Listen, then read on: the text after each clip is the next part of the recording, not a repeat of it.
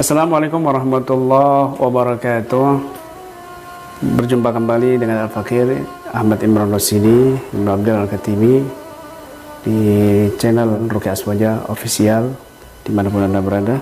Kali ini kita sedikit mengupas tentang ilmu hikmah yang bagi kalangan milenial saat ini sangat digandrungi, ya, sangat menjadi satu hal yang membuat mereka penasaran, sampai mereka ada yang ikut bergabung di dalam beberapa padepokan karena persepsi yang sudah tersebar luas ilmu hikmah itu adalah ilmu-ilmu yang seperti pental-pentalan, dipukul mental, mau ditendang mental, atau mungkin ilmu yang bisa menyambat jin ke dalam tubuhnya sendiri, atau mungkin ilmu yang mereka juluki dengan ilmu laduni. Lalu bagaimana pandangan Islam, ya, tentang ilmu hikmah tersebut? Baik, kita sebelum membahas yang dimaksud itu, terlebih dahulu kita harus memahami tentang definisi hikmah itu sendiri. Allah Subhanahu wa ta'ala berfirman dalam Al-Quran, yu'til hikmata man yasha wa man yu'tal hikmata faqad utiya khairan katsira. Allah memberikan hikmah kepada orang yang Allah kehendaki. Barang siapa yang Allah berikan hikmah, maka dia telah diberikan oleh Allah Subhanahu wa ta'ala kebaikan yang banyak sekali. Nah, para ulama ahli tafsir menafsirkan, mengomentari hikmah dalam al-hikmah dalam ayat ini, ya, bermacam-macam, tetapi maknanya itu satu kesatuan. Di antaranya, ya, di dalam tafsir At-Tabari, ya, di sini dijelaskan al-hikmah yu'til hikmatah, yakni yu'tillahu al-isabata fil qali wal fi'li may yasha min ibadihi wa may yu'tal isabata fi dzalik minhum faqad utiya khairan katsira. Dalam tafsir At-Tabari dikatakan Allah memberikan hikmah, artinya Allah memberikan kebenaran di dalam ucapan dan perbuatannya pada orang yang Allah kehendaki dari hamba-hambanya. Dan barang siapa yang Allah anugerahkan kebenaran pada ucapan dan perbuatannya, maka sungguh Allah telah berikan kebaikan yang banyak untuk orang tersebut. Nah, hikmah di sini maknanya anugerah atau hidayah, petunjuk, kebenaran di dalam ucapan dan perbuatan. Ini kembali lagi kepada ilmu tasawuf, kembali lagi kepada al-thariqah, ya. Artinya ilmu hikmah ini kebenaran di dalam ucapannya, kebenaran juga di dalam perbuatannya. Itulah orang ahli hikmah. Nah, maka makna yang dimaksud hikmah oleh Allah Subhanahu wa ta'ala dan Rasulnya dan juga para ulama Ahlussunnah Jamaah, ya, di antaranya mereka yang memiliki kebenaran di dalam ucapan dan perbuatan. Siapa orang yang Allah berikan anugerah ini, kebenaran di dalam ucapan dan perbuatannya, maka sungguh Allah telah berikan kebaikan yang banyak. Nah, di hadis yang lain, ya, di komentar yang lain dari hadis juga ada yang mengatakan hikmah di sini al-ma'rifah bil Quran, nasikhi wa mansukhi wa muhkam wa mutasyabih wa muqaddami wa muakhiri wa halali wa harami wa amsalih. Yaitu hikmah dimaksud di situ adalah Al-Quran dan ilmu nasikh mansukh, ilmu muhkam, ilmu mutasyabih, ilmu muqaddam, muakhir, dan tentang halal dan haram yang dijelaskan dalam Al-Quran dan semisalnya. Maka hikmah di sini adalah yang menyangkut ilmu Al-Quran dan semua peralatan daripada ilmu Al-Quran. Itu adalah ilmu hikmah. Nah, kemudian juga ada yang menafsirkan di sini, yang mengomentari dengan hadis juga, bahwasanya al-hikmah di situ adalah al-fiqih fil Quran atau al-faham fil Quran, yaitu kepahaman tentang Al-Quran, ya. Maka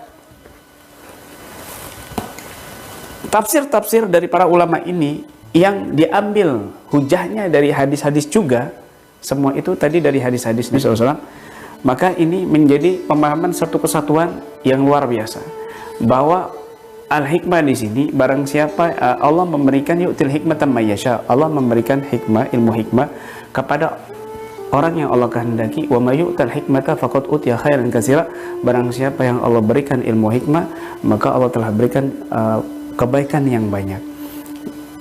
Yang pertama tadi adalah al-isabah fil qaul wal fi'il, kebenaran di dalam ucapannya dan di dalam perbuatannya.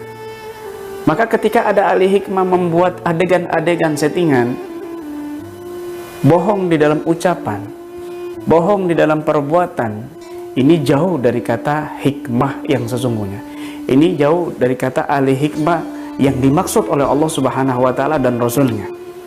Kenapa? Karena ahli hikmah adalah al-isabah fil qaul wal fi'il, kebenaran di dalam ucapan dan perbuatannya. Ini kembali kepada ilmu tasawuf, ilmu hati, ilmu thariqah. Maka yang lebih layak disebut ahli hikmah adalah mereka al-mutasawwifah atau ahlu thariqah. Mereka yang lebih layak disebut ahli hikmah adalah orang-orang yang sibuk di dalam memperbaiki ucapannya, di dalam memperbaiki perbuatannya, dalam langkah-langkah jalur-jalur kebaikan yang sudah ditetapkan oleh syariat Islam melalui guru-guru yang tersambung sampai kepada guru-guru kita yang soleh atau sampai kepada para mursyid-mursyid. Maka pada hakikatnya orang ahli thariqah, pada hakikatnya ahli tasawuf, mereka lah yang sebenarnya layak disebut ahlul hikmah. Barang siapa yang masuk kepada itu, barang siapa yang Allah anugerahi itu, faqad utiya khairan katsira, maka sungguh Allah telah memberikan kebaikan yang banyak.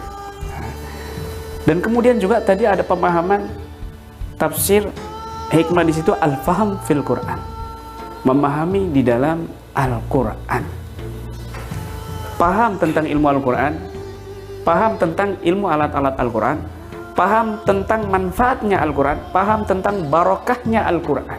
Sering kami singgung bahwa Al-Quran ini bisa menjadi obat zahir dan batin untuk akidah kita, akhlak kita, bahkan fisik kita dan jasad kita.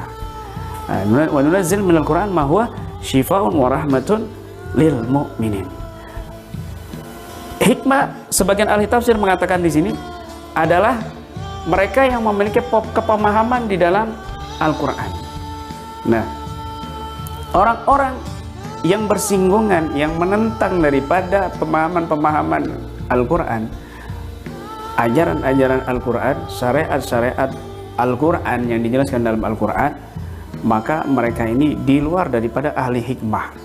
Tetapi mereka yang mengutamakan Al-Quran, yang berpegang teguh dengan Al-Quran, yang menjadikan Al-Quran sebagai obat utama untuk penyakit kita, baik zahir dan batin, betul-betul memahami Al-Quran dengan benar, maka merekalah yang layak disebut dengan ahlul hikmah. Maka dari pemahaman ini, tafsir ini, kita bisa pahami bahwasanya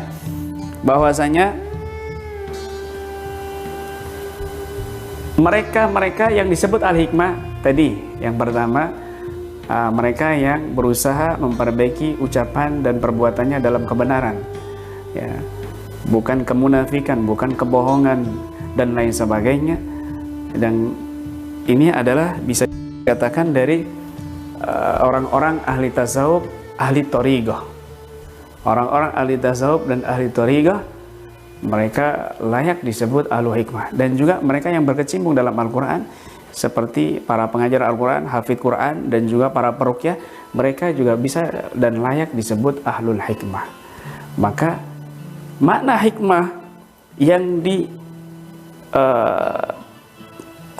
makna hikmah yang dimaknai di luar makna yang sesungguhnya, yang viral, yang digandrungi kaum milenial saat ini, bukanlah makna yang dimaksud dalam Al-Quran, yang dimaksud oleh Allah dan Rasulnya.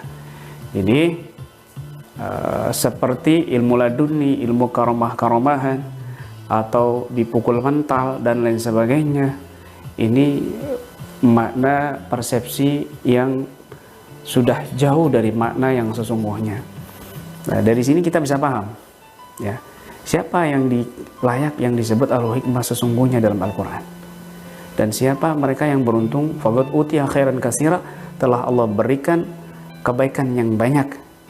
Kita di sini dengan akal yang sehat dan pemahaman Al-Quran dari Allah Subhanahu wa Ta'ala dan Rasulnya, dan para guru-guru kita yang soleh, para ulama Ahlus Sunnah wal Jamaah yang sudah menjelaskan dalam kitab-kitab tafsirnya, kita bisa bersikap secara bijak untuk menentukan dan memberikan pencerahan kepada umat bahwa hikmah yang sesungguhnya bukanlah hikmah-hikmah yang masyhur di kalangan kita saat ini, tetapi kita harus bisa memberikan penjelasan, pencerahan kepada umat bahwa ahlul hikmah mereka adalah yang berusaha, yang Allah anugerahi kebenaran dalam ucapan, dalam perbuatannya, dan mereka yang berusaha mengutamakan Al-Quran, memahami Al-Quran dengan baik, mengamalkannya dan menerapkannya dalam kehidupan sehari-hari. Inilah makna hikmah atau ilmu hikmah yang sesungguhnya. Demikian, mudah-mudahan bermanfaat untuk kita semuanya. Amin ya rabbal alamin.